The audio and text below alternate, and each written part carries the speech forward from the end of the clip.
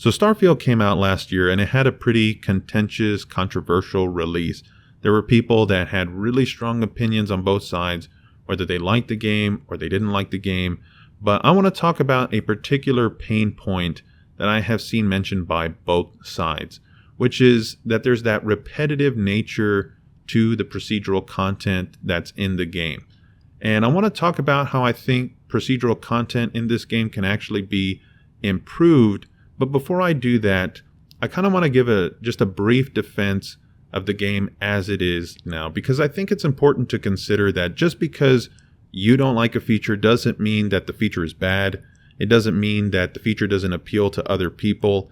It could be that it's just a matter of personal taste and you just don't like a particular feature that's been implemented in a game, whereas others do.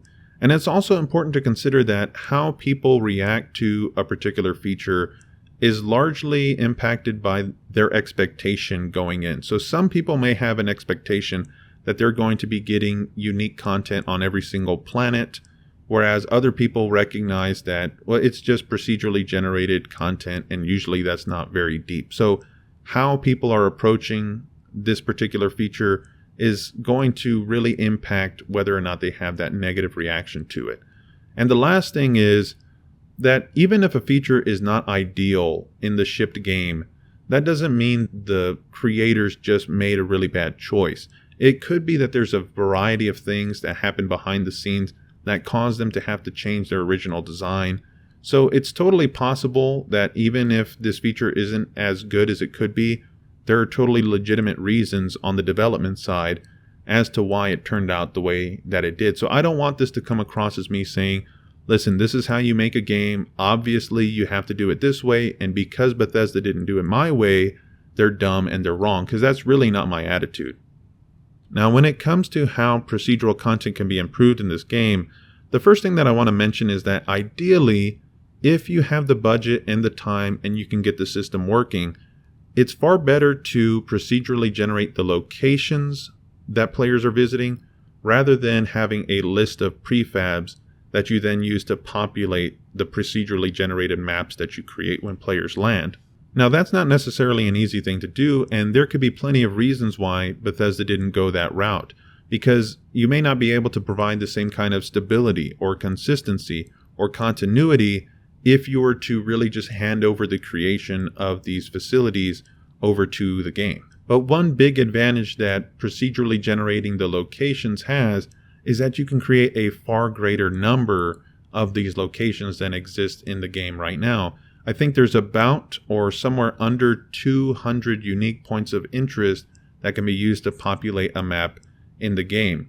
And when you consider that there's about 1,400 planets and moons that players can land on, that's far less than even just one unique location per planet. So to be able to use procedural generation to make facilities, to combine different rooms together, to make them, whether they're 3 stories tall, whether they're 3 buildings or 1 building, or they go underground or whatever that you enable the game to be able to do in order to make these facilities, you have the ability to make possibly thousands of different locations, of unique locations that you can then populate the world with and greatly reduce or even eliminate players coming across the exact same location multiple times. Now, another thing that I think would help a lot would be to make sure that the points of interest on a map are actually connected to each other. Not necessarily in a physical way, but in a way that shows that they have a background, that maybe they worked together in the past. So you could have a bunch of facilities that have one big facility in the middle of them, and that big facility was maybe the main hub or the main office. And so you could have console messages going between these different facilities. You could even have things like key cards that are in the main office that you can use in the other facilities. Or you could have all of them connected to the nearby wind farm, and that powers all of them. And so maybe some of them are shut down. They don't have power being supplied. So you have to go to the wind farm in order to power them back up in order to get inside. Or maybe you want to power them down so that when you get inside, everything is dark. And so you can use your stealth a lot easier because all of the lights are off, all of the alarms are off, and things like that.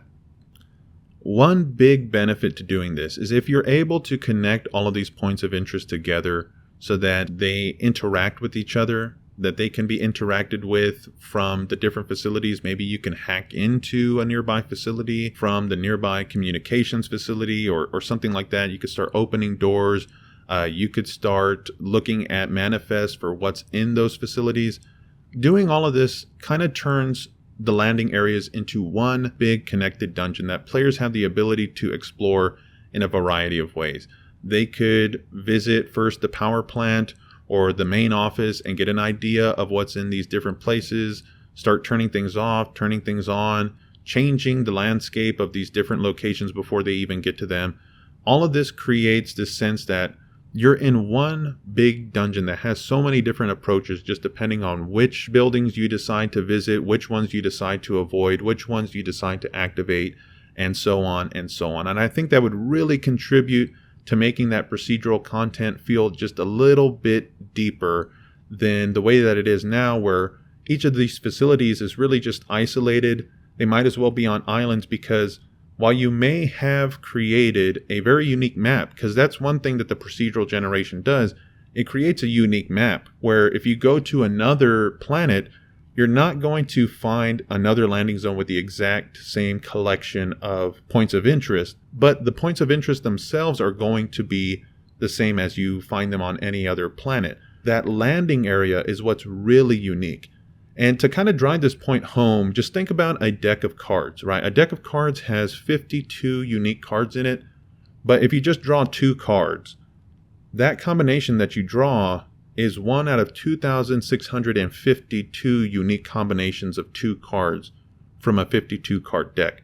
So when you start thinking about if you have 100 different kinds of facilities and you place 7 of them on a map, and you do that on each map and you're randomizing it, how many different unique combinations are you creating by doing that? And then those unique combinations can have different interactions that allow the player to approach each of them a different way. And so in a way, it's like you're creating these really large super dungeons that have very unique approaches to them because of the different facilities that have been drawn and placed on that map.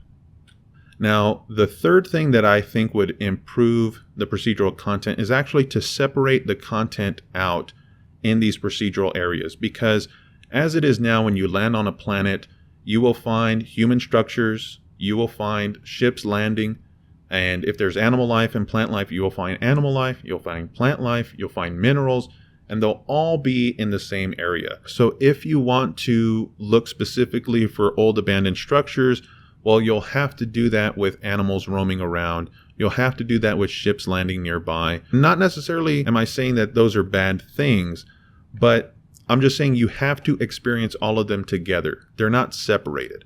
And this kind of, this makes me think of a couple of complaints that are often brought against the game from 2 different sides.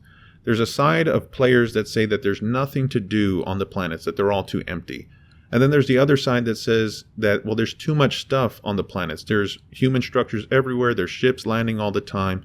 And really, I think what this boils down to is both of these groups are not able to have the experience that they're looking to have. One group wants isolation and the other group wants to see where all the action is.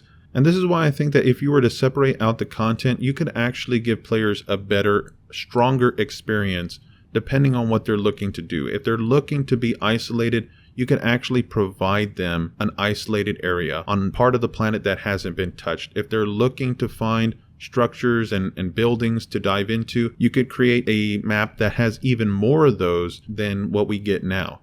And so people would be able to find the experience that they're looking for and enjoy that more, rather than having to experience all things together.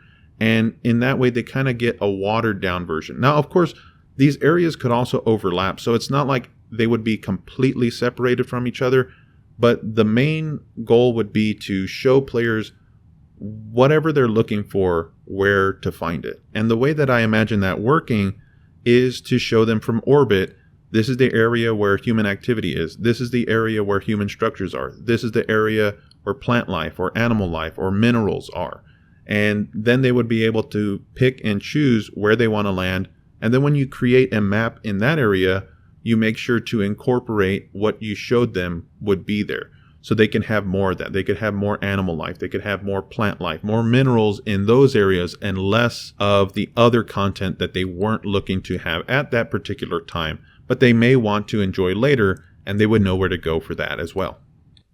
Now, the last thing is better rewards from procedural content, because as it is now, the rewards that you get from going to random facilities on planets is pretty much the same stuff you can get anywhere. In fact, even if you were to go looking for animals, the materials you get from the animals or from the plants are the same materials that you could just go buy anywhere else. So I think to make the procedural content stronger, it would help to provide rewards that are unique to that content. And of course, you wouldn't want to make it something that is required for the player to progress in the game, because then you're just forcing them to engage with this procedurally generated content. Instead, you could simply provide them items that just give them a substantial boost to gameplay, whether they're doing procedural or handcrafted content. So when I was thinking of a solution for this, one of the things that I thought up was to provide items that are specific to the different kinds of facilities and locations that players travel to. So for example, if you theme these items with those locations, like research papers at a research facility or weapons diagrams at military facilities, then you could provide these items within these facilities that give the players some kind of bonus. So for instance, those research papers could be stand-ins for some of the materials that players need in order to do their different research projects. So they have another option if they don't want to go around gathering materials. Or those weapons diagrams could allow them to put mods on their weapons that otherwise they wouldn't be able to because they're locked out of that skill. So maybe a few of those weapons diagrams can be turned in for one particular mod on one particular weapon. Or maybe you could even provide them a special workbench that allows them to make one particular mod for a weapon that they have at that moment, regardless of them meeting the requirements or not.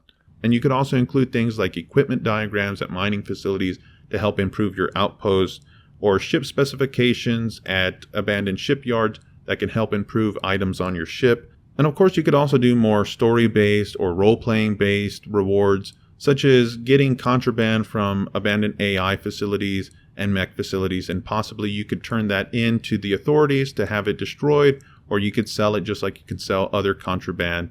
You could even have whole mechanics that are attached to that. You can really deepen this content by providing some kind of reward to make the procedural stuff stand out a bit more and be more engaging. I think this would help to breathe a little bit more life into these areas of the game. So those are some suggestions that I have that I think would improve procedural content in Starfield. Personally, I really like the game, but I think there are some things that could be improved, and I want to make more videos exploring that. I'd really love to know what you think. If you think that the game is great the way that it is, or if you agree with any of my suggestions, or you have any of your own, I'd love to hear about that in the comments. And if you like this video, then be on the lookout for other videos that I'll be doing on Starfield and other games. Thank you for watching. Have a good one.